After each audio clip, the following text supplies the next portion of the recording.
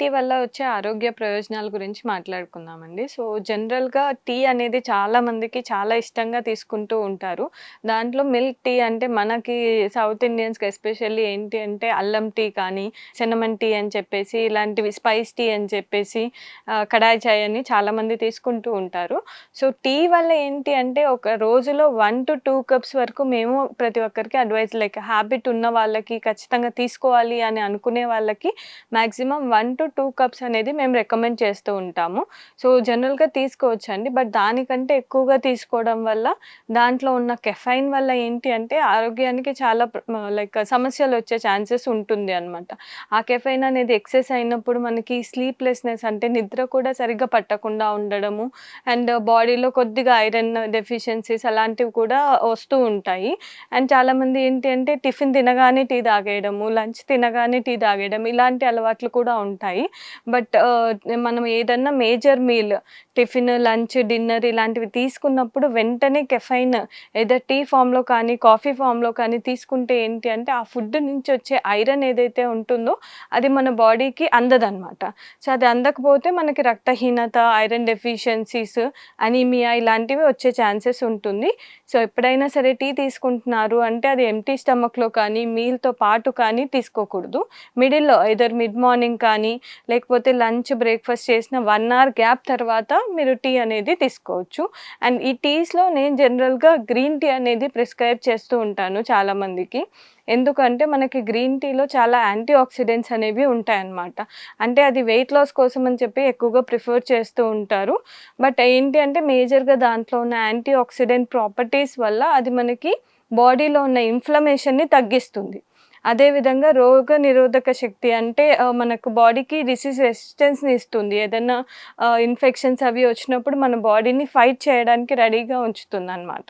So, అలాంటి properties అనేవి ఎక్కువ ఉండడం వల్ల నార్మల్ మిల్క్ టీతో కంపేర్ చేస్తే గ్రీన్ టీలో క్యాలరీస్ కూడా తక్కువగా ఉంటాయి. బికాజ్ దీంట్లో మనం ఎటువంటి షుగర్ యాడ్ చేయము, ఎటువంటి మిల్క్ యాడ్ చేయము. జస్ట్ హాట్ వాటర్‌లో మనం ఆ టీ బ్యాగ్స్ కానీ, టీ పౌడర్‌ని కానీ వేసి ప్రిపేర్ చేస్తాం. సో, ఇదొక లో క్యాలరీ ప్రివరేజ్ అనమాట.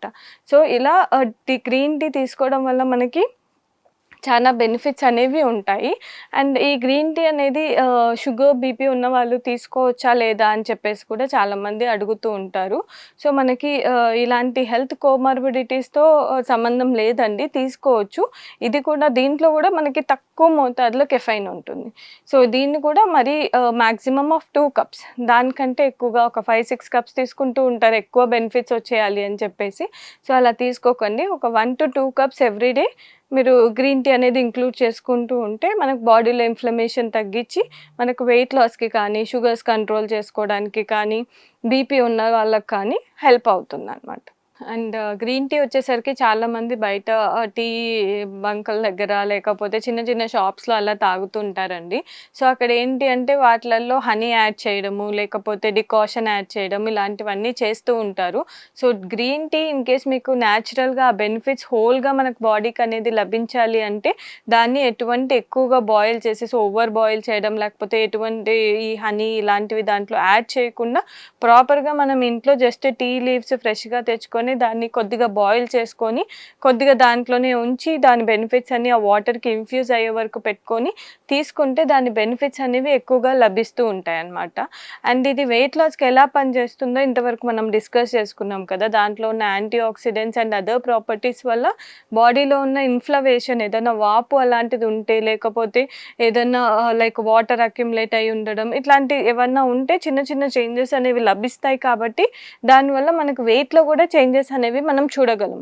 అంతేగాని దీన్ని తాగడం వల్ల వెయిట్ లాస్ అవుతుంది అని చెప్పేసి డైలీ 6-7 కప్స్ అలా ఇంక్లూడ్ చేసుకుంటూ ఉంటారు. బట్ అంత అధికంగా కూడా గ్రీన్ టీ అనేది తీసుకోకూడదు. అది కూడా ఆరోగ్యానికి మంచిది కాదు.